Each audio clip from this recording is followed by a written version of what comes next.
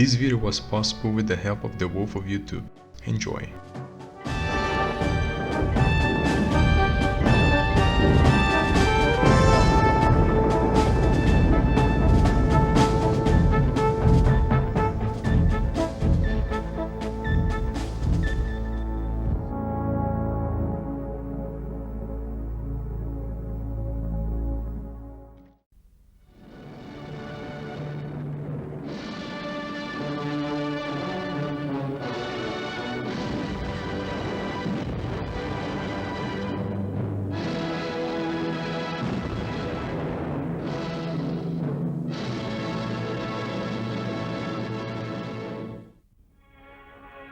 The essence of the new form of warfare unleashed by the German armed forces with the invasion of Poland on September 1st, 1939, lay in surprise, speed and paralysis of the enemy, such that beyond a certain point he no longer possessed the capacity or the will to fight.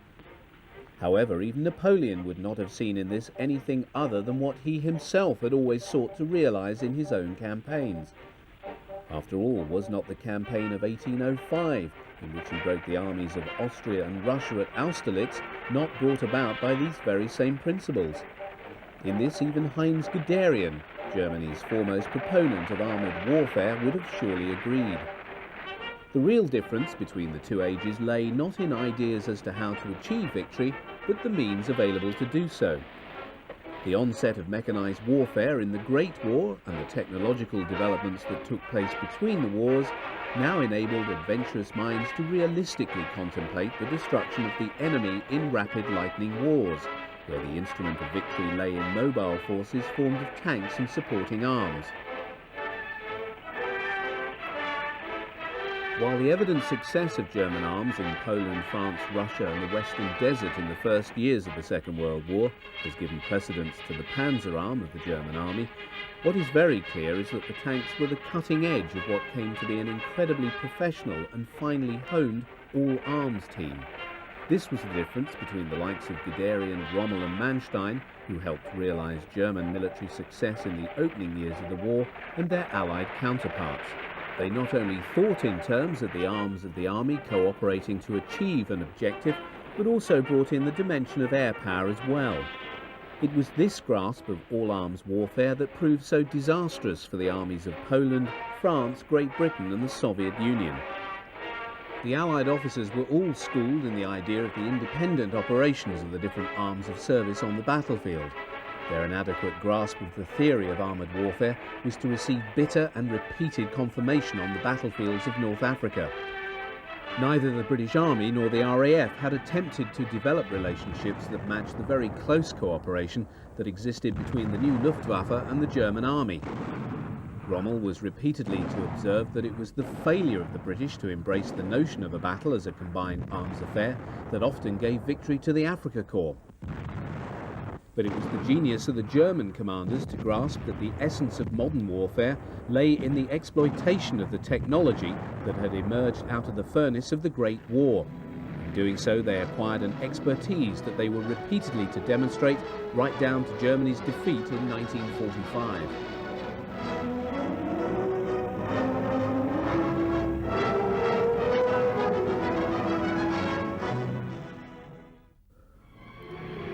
Vital to the ability of the Panzer divisions to achieve maximum impact in their assault on the enemy wherever they chose to attack lay the need for intelligence of that enemy. The eyes and ears of the all-arms team that made up German mobile formations were the armoured cars of the Aufklärungsabteilung, the reconnaissance battalions that roamed far ahead of the onrushing panzer formations. The Germans produced a range of armoured cars from 1933 onwards, which served them well throughout the conflict. Equally vital to the rapid movement of the panzer spearheads were the armoured personnel carriers, light tractors towing field howitzers, self-propelled anti-aircraft weapons, and prime movers towing the heavy artillery, ready to be deployed to deal with heavy enemy resistance. Most were half-tracked vehicles, a category in which the German army made much investment between the wars. But it was the radio communications nets that moved forward with the panzers, and mounted in armoured cars and half-tracks, that allowed the likes of Guderian a degree of command and control over his troops unknown to Napoleon, the significance of which, however, he would have grasped in an instant. In 1932, the Reichswehr issued a specification for a light four-wheeled armoured car to be employed for reconnaissance purposes by the cavalry regiments of the German army. The resultant KFZ-13, built by the Adler Company, was at best an expedient. Classified as obsolete by the Second World War, the KFZ-13 nevertheless saw service in the Polish campaign. Its retention through to the opening stages of the Russian campaign is the measure of the industry's inability to satisfy the German army's demand for production of the newer purpose-built armoured cars. The smallest and lightest of the new generation of the German army's programme of Einheits or standard armoured cars was the Panzer Spähwagen 221. The 221 was developed to serve in the reconnaissance detachments of the light motorised infantry and panzer divisions and entered service in 1937, some 339 being built before production of the larger engine Model B was terminated in May 1940. Although the thickness of the armour was no different to the Adler at a maximum of 8 mm, the 221 derived a greater degree of protection by virtue of its being angled on the body. Likewise, armament was very light, comprising a single MG-34 machine gun. The 221 was employed by the German army in all its major campaigns, from France, on the steppes of Russia, and amidst the sandy wastes of the Western Desert with the Afrika Korps.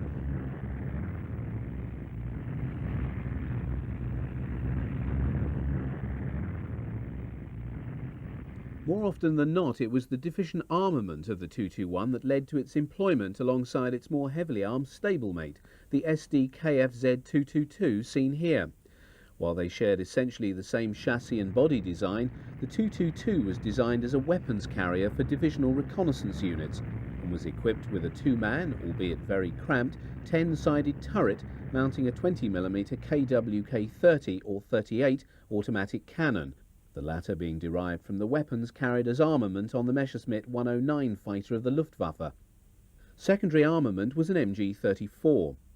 In keeping with German Army doctrine for the operation of reconnaissance detachments equipped with armoured cars, it was never envisaged that they would, by design, engage in offensive operations with more powerfully armed enemy units.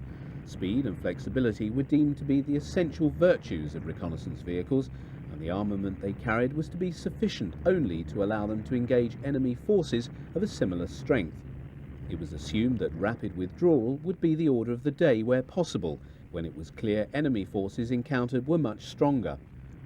Thus the 20mm cannon was to remain the heaviest weapon to be mounted on all types of reconnaissance armoured cars until the advent of the 75mm support version of the 8-wheeled 223 in late 1942 and the 50mm turret-armed Puma in 1943.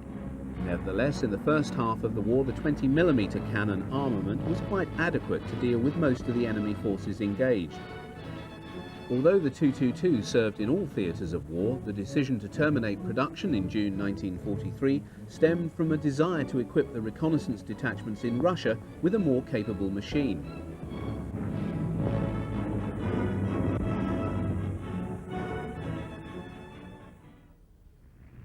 As the 222 was only equipped with a short-range radio, it often operated with a specialised radio variant designated the 223, equipped with a frame aerial. The 223 was introduced alongside the 222 and carried long-range radio sets. Defence was provided by an MG-34 in a small turret, equipped with mesh anti-grenade screens, also fitted to the 221 and 222. Produced in 1940 were two further specialised radio variants on the 222 chassis, the SD KFZ-260 and 261, for employment by signals troops serving in panzer units. Tasked to supplement the intelligence on enemy dispositions supplied by Army cooperation aircraft, armoured car units would range to the fore of the advancing panzer spearheads. As many as 42 of the lighter 221s and 222s and associated radio vehicles might operate up to 60 miles in advance of the leading tanks.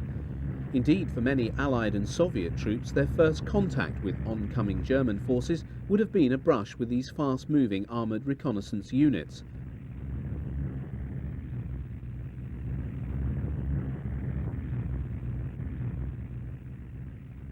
A rarity among German armoured vehicles, the SD KFZ-247 stands outside the sequence of the light armoured cars seen hitherto, and is more properly described as an armoured staff car come armoured personnel carrier. Those illustrated in this sequence are the 4x4 model, which entered production in July 1941, replacing the earlier six-wheeled variant of the 247 manufactured in 1937. A reconnaissance battalion commander in his 247 leads a small column of supporting 222 armoured cars, one 223 radio car, through a French town during the occupation of Vichy France in November 1942. The six-wheeled SD KFZ 231 series, comprising the basic 231 heavy reconnaissance model, the 232 model with frame aerial, and the 263 heavy radio car, was the first of the new generation of armoured cars entering service with the German Army in 1932. The basis of this vehicle was the 6x4 light cross-country chassis that the companies of Daimler-Benz, Magirus and Bussing-Nag were already producing for commercial lorries. Although this was demanded by the Army for reasons of economy, it was rapidly seen to have been a false saving, inasmuch as the 231 series was handicapped from birth by technical limitations that was to reduce its service life. Production of the type lasted just 4 years, and the design was phased out in 1937. Weighing between 5 and 6 tons, the 231, like the 222, was equipped with a main armament of a 20mm cannon and machine gun in the turret. Although by 1939 the six-wheeled 231 series had been superseded in the heavy reconnaissance role by the more sophisticated eight-wheeled armoured cars in the German Army, they nevertheless saw limited use in the opening year of the conflict. Employment in Poland and France only confirmed its limitations as a cross-country vehicle due to its heavy weight and low engine power. Thereafter it was turned over to training units. Although a less than successful design, the heavy six-wheeled series played a formative role in developing the operational techniques employed by the reconnaissance battalions in the pre-war period, and first applied in the occupations of Austria and Czechoslovakia. Best known of all German armoured cars was the heavy eight-wheel series introduced in 1936. While this new design series inherited the earlier six-wheeled role designation, with the three variants on the eight-wheel chassis retaining the SDKFZ 231, 232 and 263 number sequence, it was distinguishable from the former by the addition of the suffix 8-rad. Choosing to opt on this occasion for a purpose-designed chassis, the eight-wheeled series was without doubt the most sophisticated armoured car in the world. Although the chassis of the 8-rad was built by Bussing-Nag, oversight of the project and manufacture of the armoured bodies was undertaken by Deutschen Werk of Kiel, with final assembly the responsibility of the F. Schischau Company of Elbing. Between 1936 and September 1943, a total of 847 machines left the production line. Eight-wheeled armoured cars of the 231 series saw service from the Polish campaign through to the defeat of Nazi Germany. Allocation of this heavy armoured car was dependent upon the formation operating it. The largest number served in the panzer formations, where each division received an allotment of 12, while a motorised division received 6 and a lorried infantry brigade just 4. These operated in tandem not just with the aforementioned light car series, but also with supporting troops on motorcycles with machine guns mounted on sidecars.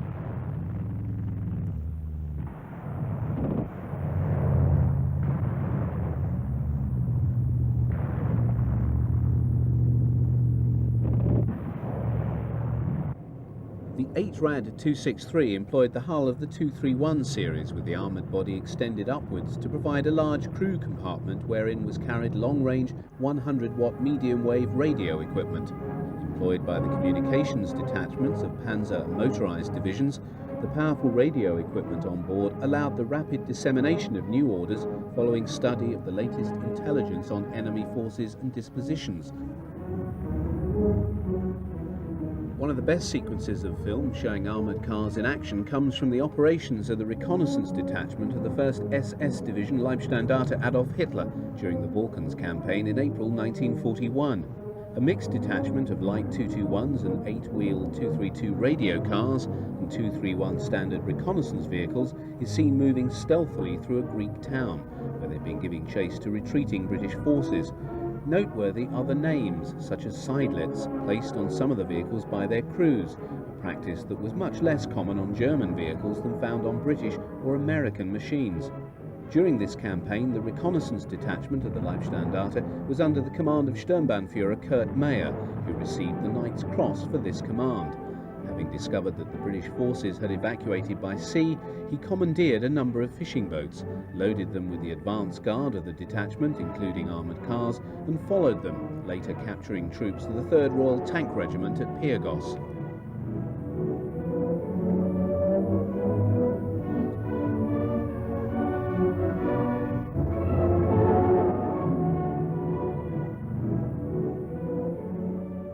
It was in North Africa that the 8-wheeled armoured cars fully came into their own. Contrary to common belief, the Libyan desert is not all deep sand and provides an admirable surface for wheeled and track vehicles to move fairly swiftly. The armoured cars gave sterling service with the Africa Corps. Operation Barbarossa provided the greatest challenge to the armoured car units as they plunged into the depths of Russia, spreading their limited resources across an ever-widening front. Here, a 222 and a 232 of the 11th Panzer Division of Panzer Group Kleist, operating with Army Group South, are ranging deep behind Soviet lines, gathering vital intelligence on Red Army units during the drive towards Kiev in August 1941. It was in Russia that the full benefit of the specially designed chassis of the 8-Rad series was especially appreciated. Russian roads were rarely tarmacked, and during the summer storms, heavy rain would transform sandy tracks into quagmires. However, the onset of the terrible Russian winter allowed the 8-wheelers to put their all-wheel drive to best possible use. The late version of the 232 replaced the cumbersome frame aerial with a star aerial to the rear of the hull and another aerial on the turret roof. Armoured cars were also on occasions employed for offensive operations, as in the case of this group of 222s, under the command of a late model 232, firing on guerrilla forces in the mountains of Yugoslavia. The last variant on the 231 8-Rad chassis entered production as late as December 1942, and was a direct consequence of the need to provide reconnaissance detachments with their own heavier fire support in the face of increasingly strong Soviet and Allied forces. The first 10 233s were converted from 231/232 chassis, returned to Germany for overhaul. Thereafter, another 109 new-build vehicles were produced before production was terminated in October 1943. The main armament was the 75mm L-24 Stummel cannon. The first 233 detachments entered service in North Africa in late 1942 and were extensively employed in the fighting in Tunisia, where this film was shot.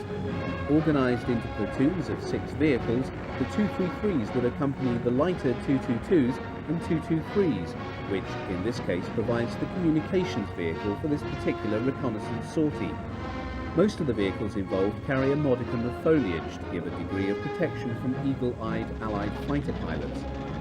The 233 normally carried a mixture of 33 high-explosive and armour-piercing rounds, although, as in the case of other armoured vehicles, crews frequently carried more rounds depending upon the sortie and likely opposition. The 233 proved to be an effective and well-liked machine.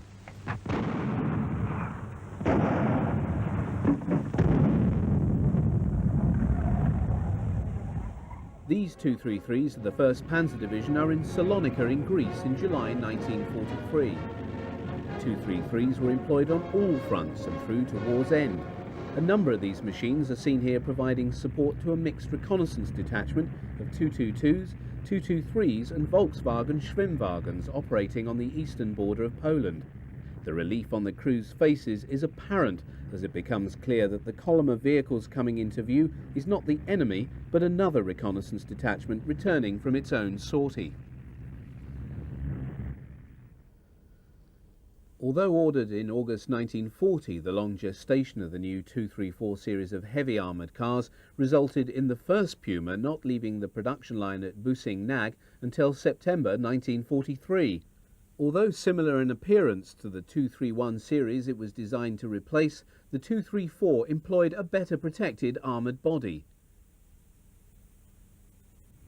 Just 101 Pumas were produced, these serving in armoured car companies of 4 panzer divisions on both the eastern and western fronts.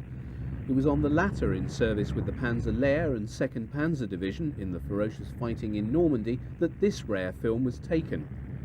Operating with the reconnaissance company of the former, in the fighting against the US forces around Saint-Lô, the heavily camouflaged Pumas prowled the roads, their turret-mounted 50mm L-60 gun giving them a far greater firepower than any German armoured car to date. The fate of Pumas in the Normandy campaign was little different to that of most other German armour following the Allied breakout and destruction of Army Group West in the Falaise pocket. In production from June 1944 until January 45, 200 20mm armed 234-1 heavy armoured cars served in the recce battalions of Panzer and Panzer Grenadier divisions. The 234-3 fulfilled the support role within the reconnaissance units. It mounted the 75mm cannon, which by 1944 was no longer adequate in this role. This led to Hitler demanding this variant be up-gunned to mount the more effective 75mm anti-tank gun to enable support units to deal with Allied armour. Following the Anschluss in 1938, the German army inherited 27 ADGZ 8-wheeled armoured cars, then in service with the Austrian army, and allocated a number to the police. 14 ADGZs were employed by an SS police detachment in operations in Danzig on the 1st of September 1939, following the German invasion of Poland. Supported by fire from light infantry guns, an SS ADGZ named Sudetenland is seen being used as mobile cover by police to storm the post office building in the city. The ADGZ carried a 20mm cannon and 2 machine guns. Steyr Daimler Puch received a subsequent order for the ADGZ when 25 were produced for service with the SS in 1942 for units engaged in Russia.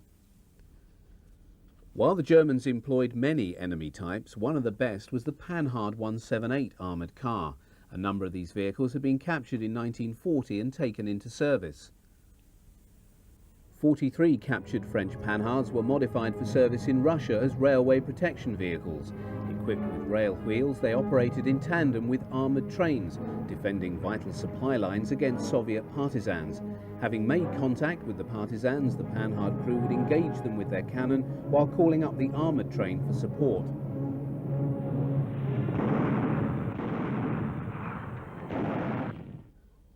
Such was the effectiveness of the wartime 8-wheeled armoured cars that the Bundeswehr chose to employ the same configuration on its new Lynx reconnaissance vehicle in 1975. No combatant employed a greater variety of half-track vehicles during the Second World War than Germany. However, the interest of the German army in these machines predated the rise to power of Adolf Hitler and the subsequent expansion of the Wehrmacht in the years after 1933. Indeed, early examples of such machines were employed in very limited numbers in the Great War. Experience with these Marienwagens and Kraft prototypes were employed as the basis for the formulation of specifications for half-track types to be used in the programme for the motorisation of artillery within the Reichswehr as early as 1926. The finalisation of this programme in 1929 had led to the identification for the need of a range of half-track machines to fulfil mainly tractor tasks. By 1932, the programme identified the need for a light half-track weighing 5 tonnes, a medium tractor of 8 tonnes, and a heavy machine of 12 tonnes. However, in the light of the expansion of the Wehrmacht after 1933, the need for 2 further types was identified, and in 1934 specifications for 1-ton and 3-ton machines were issued, subsequently becoming 2 of the most important types to see service in the Wehrmacht. The need for an additional type of very heavy half-track of 18 tonnes was not finally identified until 1936. The large number of companies brought into the manufacturing programme for these half-tracks reads like a who's who of the German automotive industry. Husing-Nag and Daimler-Benz in Berlin, Krauss-Maffei of Munich, Farmo of Breslau, Demag in the Ruhr and Borgward of Bremen. In the period immediately prior to the outbreak of the war, the German army succeeded in streamlining the number of types being produced so that throughout the period of the conflict, just 8 remained in production. Smallest of the wartime half-tracks was the Kettenkrafttrad, or small motorcycle tractor. Although developed by the NSU company, it derived from work on a vehicle originally developed for the Austrian army. Production of the Kettenkrad began in 1940 and continued at NSU until 1944, by which time they produced some 8,345 of the machines. Although designed ostensibly as a towing vehicle for light anti-tank weapons for airborne troops, first seeing action in the invasion of Crete in 1941, such was the utility of the machine that it was employed extensively by the German army as well. The mobility of the Kettenkrad was extremely good, and its ability to deal with even the most severe of terrains made it a popular machine. Although driven by its tracks, steering was achieved mainly by the driver turning the front wheel, as with a conventional motorcycle, but at more extreme turning angles, controlled differential steering brakes took over. The ability of the Kettenkrad to deal with a variety of driving conditions is well attested by this film of new machines at the NSU being put through their paces at the factory testing ground. The Kettenkrad served on all fronts from 1941 onwards, and examples captured in the Western Desert by the British were often employed by them.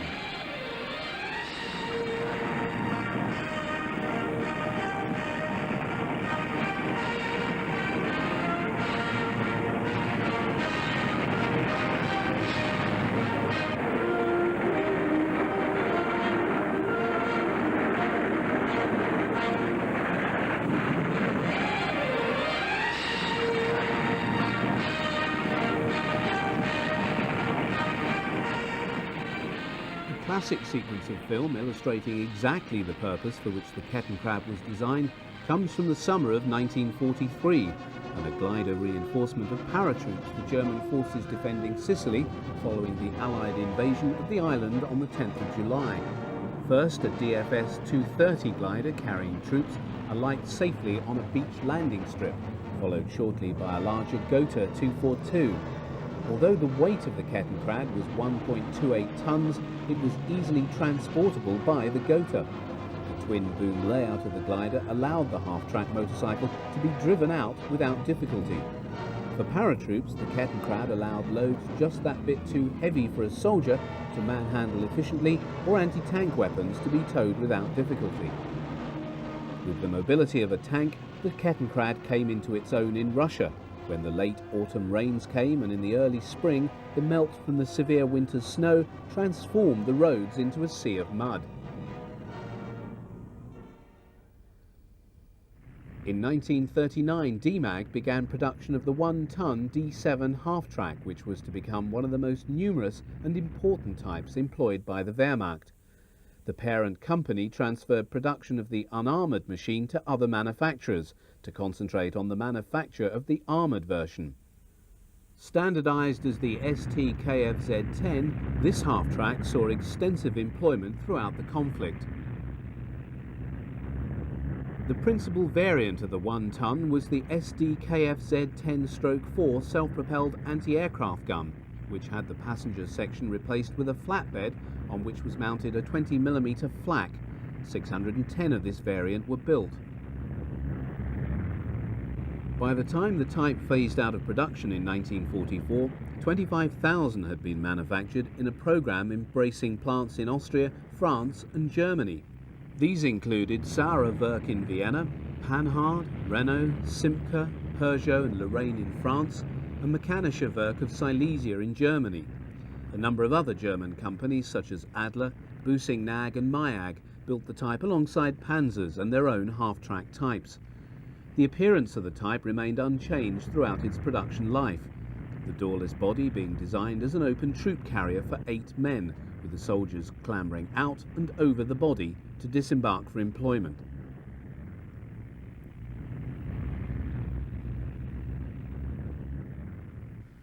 The adaptation of the 1-ton chassis to take an armoured body in 1939 led to the appearance of the SD-KFZ 250 series for service in the reconnaissance units of panzer and motorised divisions.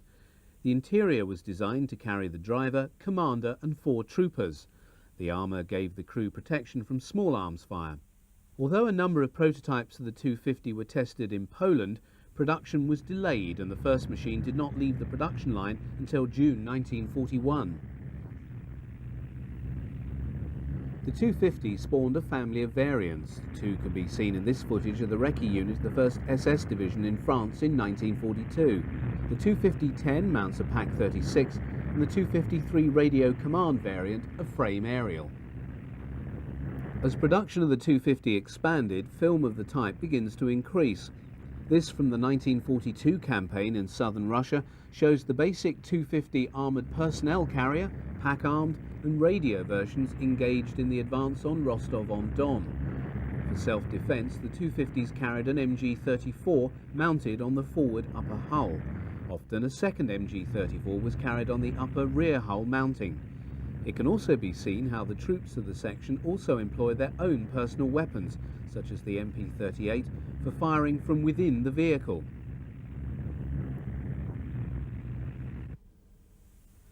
The prominently displayed swastika flag on the bonnet of this 250 was a necessary recognition device to avoid being strafed by their own aircraft. The light-armoured radio half-track ST-KFZ 253 was one of the most important of the variants and was employed for communications control over motorised formations. Most famous of the 1-ton half-tracks was that employed by Erwin Rommel when commander of the Afrika Korps. As the propaganda department made great play of his exploits, his command half-track emblazoned with the name Gref or Griffin was frequently seen in the newsreels. These standard 1-ton armoured personnel carriers and supporting 250-10s are part of the force that Hitler ordered to move into and take over southern France following the Anglo-American landings in North Africa in November 1942. Unhappiness with the performance of the 4-wheeled 222 armoured car in Russia led to its replacement in mid-1943 with a variant of the 250 half-track mounting exactly the same 20mm armed 10-sided turret. Designated the SD-KFZ 259, production began in May 1943. Operated by a crew of 3, it carried 100 rounds of 20mm ammunition for its KWK-38 cannon and was provided with a coaxial MG-34 or 42 machine gun. This variant was used by the recce detachments of Army and Waffen-SS panzer divisions and motorised formations. 4,250 of the original 250 were produced up until October 1943, when a major redesign of the armour configuration to facilitate easier and more rapid production led to the appearance of the SD-KFZ 250 new model. The most distinctive feature of the new body shape was the inclusion of more flat armour plates. Many of the variants on the old body were continued with the new type, although most completed were of the standard APC body. Service continued to be mainly in the armoured reconnaissance detachments. The rapidly declining war situation in 1944 led to the decision to drop the 250 in favour of the SD-KFZ 251. By the time of phase-out in 44, 2,378 of the new 250 had been produced.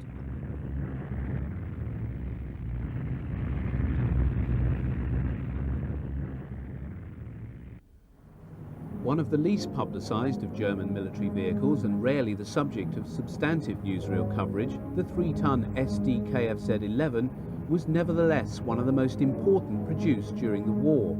This unarmoured 3-ton machine holds the distinction of having the largest production run of any unarmoured half-track manufactured during the war, with no fewer than 25,000 being completed.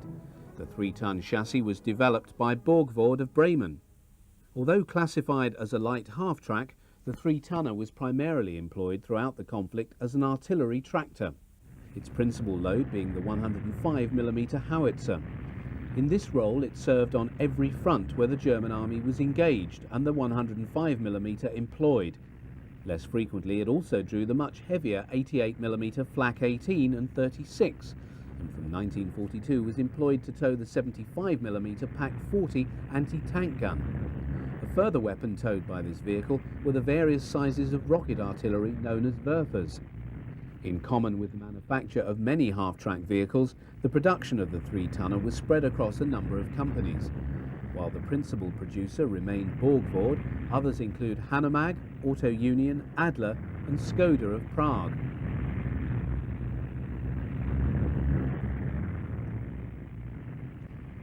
The SDKFZ11 reflected standard German half-track design in that its engine was mounted at the front of the vehicle. Steering was effected through the front wheels. The crew, who sat behind the driver, faced inward behind the body shell, which came up to shoulder height when they were seated, providing a modicum of protection from small arms fire and artillery splinters.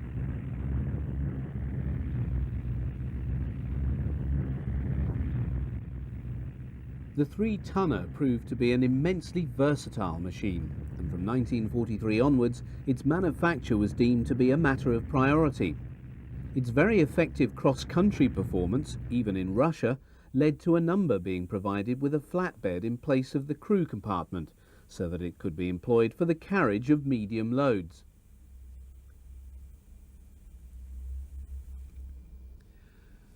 One of the most important vehicles to see service with the German Army in the Second World War was the SD KFZ 251 armoured personnel carrier. Although based upon the 3-ton chassis developed by Borgward for the SD KFZ 11, manufacture was handed over to the Hanomag company, with the first model, the 251A, leaving the production line in June 1939, a number seeing action in Poland and France. The 251 spawned 23 variants by 1945, two of the earliest being the 251-4, used to tow the 105mm howitzer, and the 251-10, mounting the Pak-36. This Model B is serving in Russia in 1941, by which time most panzer divisions had received SPWs, or Schützenpanzerwagen. However, it was not until 1942 that all panzer divisions could field SPWs. The Model C entered production in mid-1940. Features to ease production included a flat nose plate and armoured cowls, and this model was produced until September 1943. These Model Cs are taking part in the German counter-offensive at Kharkov in May 1942, and just prior to the start of the offensive in southern Russia. By this time, Model Cs are becoming the predominant mark of the SPW seen on film. They were to serve on all fronts. Others seen in this footage are serving in France as part of the occupation forces, although most were employed in Russia with the army.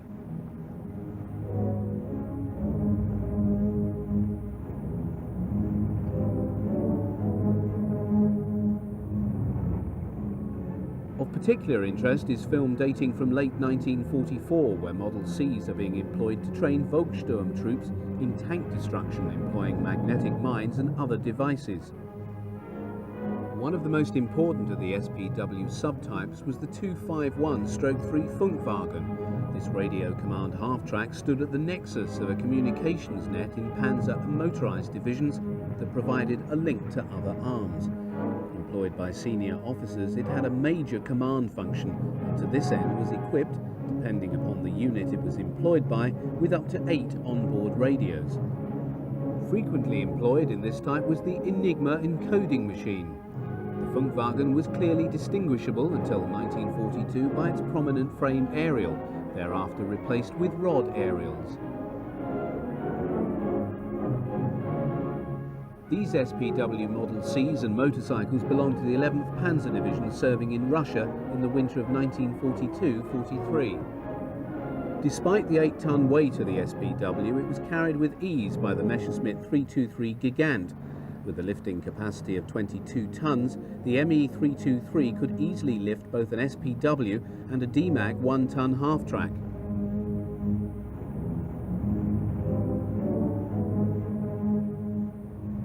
These two half-tracks have been sent to Crete as reinforcements for the German garrison.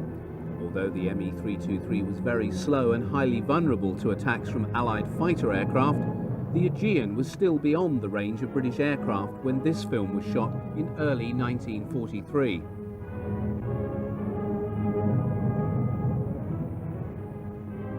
(4,650) of the first 3 models of the 251 had been produced when, in September 1943, the final model, the D, appeared on the production line.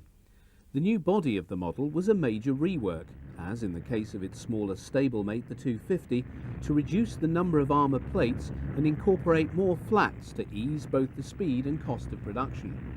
The rationalisation led to the emergence of a much cleaner looking machine, wherein many of the awkward angles and more complex features of the first three models had been eliminated.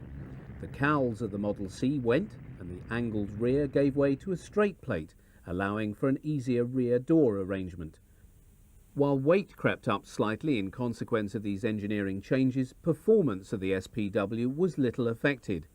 The new design also left the 251D somewhat longer at 19 feet 7.5 inches.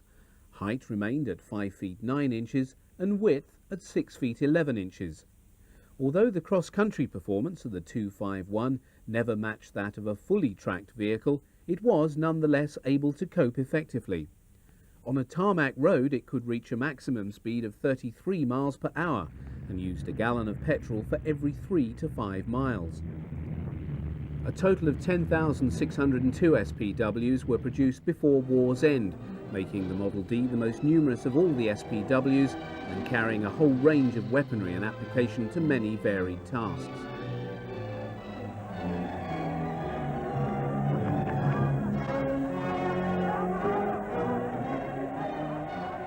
One of the most useful of these was the 2517 Pioneer Wagen, which mounted 2 small assault bridges. The 2517 illustrated here is serving with the Waffen-SS Division Viking in Poland, late 44. SPW units discovered early on in the war that it was not always possible to lay hands on heavier armament when confronted with a heavily armed enemy. But experience in Russia forced the need for SPWs to be given their own fire support. The development of a 251 to carry the 75mm L24 cannon was ordered by the Army in 1942, with the first production machines employing the Model C chassis entering service before the end of that year. The identical fitting of the 75mm gun as employed on the C was adopted for the D. Later in the war, a standard mounting for the gun was developed that sat on top of the body. In his inspection of the newly raised 12th SS Panzer Division, Field Marshal Gerd von Rundstedt stands to examine a 251-16, a version of the SPW fitted out to tow 140mm flamethrowers. Later in the sequence we see a 251-16 in action, supporting troops in Holland in the late autumn of 1944.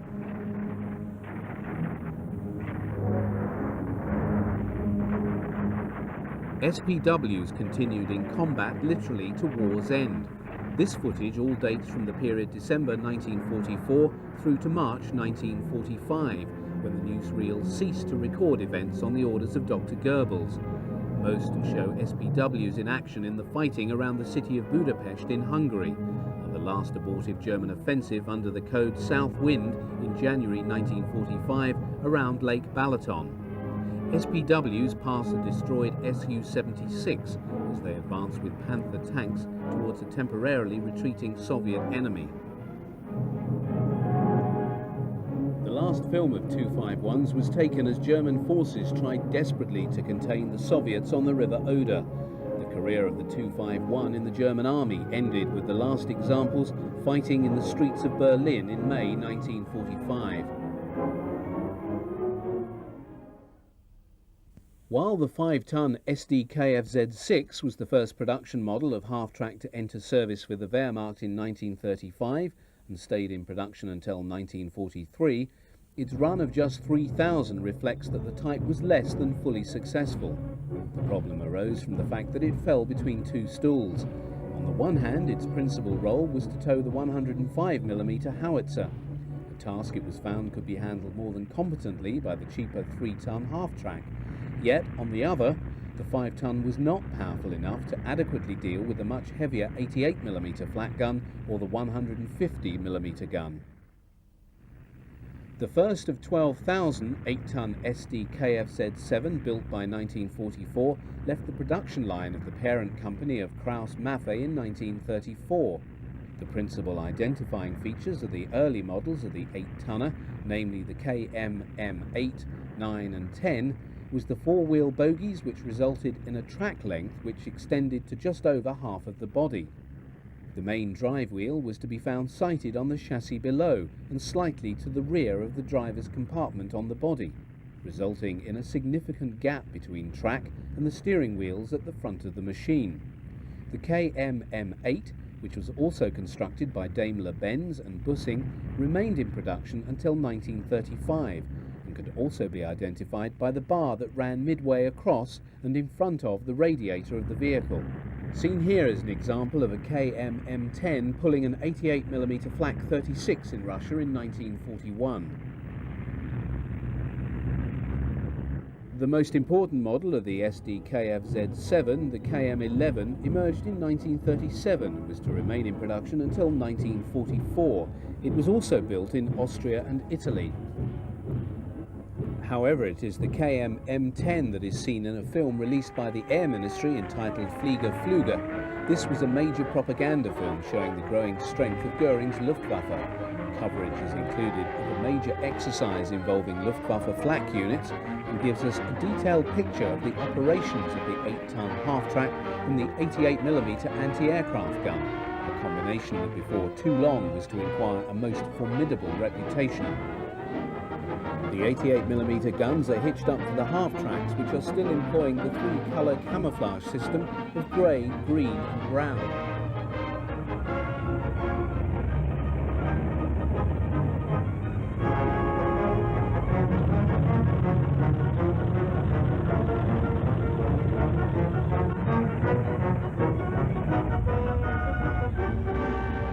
Having arrived at a pre-selected firing position, the crew dismounts and moves rapidly to unhitch the 88mm gun. This allows us a closer look at the procedure that would be employed on an almost daily basis once the Second World War began, either when the flak gun was being employed in its intended anti-aircraft role or as a deadly anti-tank weapon. Although heavy, the gun is easily deployed by the crew and prepared for action. The approach of aircraft, in this case Dornier 23 bombers, leads to fire being opened.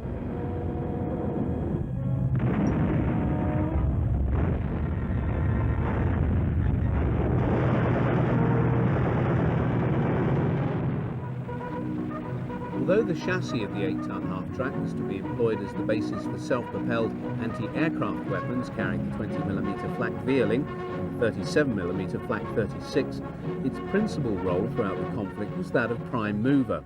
While we can see the occasional SDKFZ7 towing the 105mm howitzer, its primary towing weapon, other than the 88mm Flak, was the different versions of the Army's standard heavy artillery piece, the 150mm gun.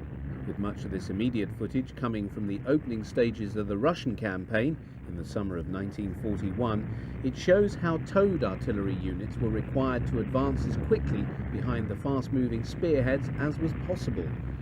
Good communications made it possible for a tank commander to call upon artillery to rapidly deploy and provide fire support off the move and in a short space of time. There can be little doubt that it was this ability to bring heavy artillery fire to bear quite quickly that contributed much to the forward momentum of the German forces in Russia.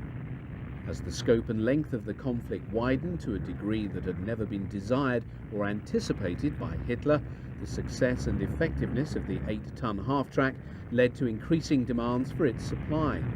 This derived particularly from its ability to deal with the severe conditions encountered in Russia, and the need for the army to acquire even greater mobility for its limited assets as the war situation declined after 1942. Heavy losses of these machines in North Africa and in Russia could not be made good, even though by 1943 the production lines at Krauss-Maffei in Munich were manufacturing 100 SDKF7s per month. That it was undoubtedly a highly effective machine can be seen in the way that the British, having extensively tested an example seen in the Western Desert, very seriously contemplated putting the type into production for their own armed forces. Other than the self-propelled variants, the 8-tonner was produced essentially as a prime mover. In late 1943 and 1944, a number were built by Krauss-Maffei with wooden-type truck bodies and were employed carrying heavy loads such as ammunition. A novel employment of the SDKFZ7 is when a number were converted in 1944 to command vehicles and attached to V2 launching units.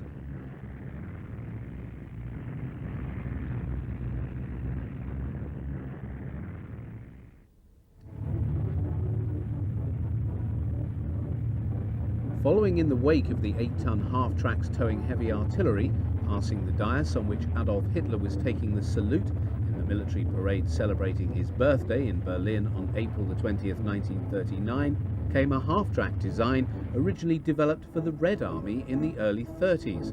The medium 12-ton tractor had entered the German Army in 1934. The final model, the DB-10, entering production in 1939. 4,000 were manufactured by the parent company and Daimler-Benz, Krauss-Maffei and Skoda before production was phased out in 1944. Along with the 8-ton half-track, the 12-ton SDKFZ-8 was the principal prime mover of the 150mm heavy artillery piece. The weight of these pieces, the size of crew needed to serve them, required vehicles of the size and power of the SDKF-7 and 8. But it was the 12-ton half-track that was employed to move the large 170 and 210mm mortars, their crews and ammunition. Employed at corps level, the 170mm K-18 Morselauf was the heaviest standard gun used by the Army, and such was its weight that it was broken down into 2 sections for travel. Each section employed a 12-ton half-track. Those seen here are serving in Russia. The latter sequence shows 2 12-tonners entering the city of Kiev in August-September 1941. Largest and most powerful of all the half-track prime movers employed by the Wehrmacht was the 18-ton SDKFZ-9, built by Farmo of Breslau. Entering service in 1938, some 2,500 of this type was manufactured before production was terminated in 1944. One of its roles was acting as prime mover for the very heavy artillery pieces.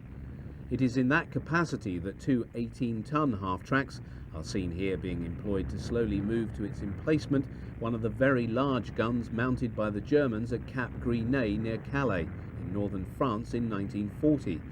These were employed to fire at shipping in the English Channel and on coastal towns across the Strait of Dover. But it was as a recovery vehicle that the Farmo was most commonly employed. The heaviest type had a winch capacity of 40 tons, while that seen here employed an electric 10-ton crane. We've alluded to the problems that climatic conditions in the Soviet Union with its seasonal mud and deep snows created for wheeled transport. 2 solutions, one a purpose-built response and the other initially an expedient later adopted for mass production, were available by the second winter of the campaign, in the form of the fully tracked Raupenschlepper Ost and the Maltier half-track load carriers converted from lorries. The first RSO was in service by late 1942 and was developed by the company of Steyr, who adapted their own standard 1.5-ton lorry by adding a fully tracked chassis, which was able to cope with the glutinous mud and the deep snows of the Russian winters on an equal basis.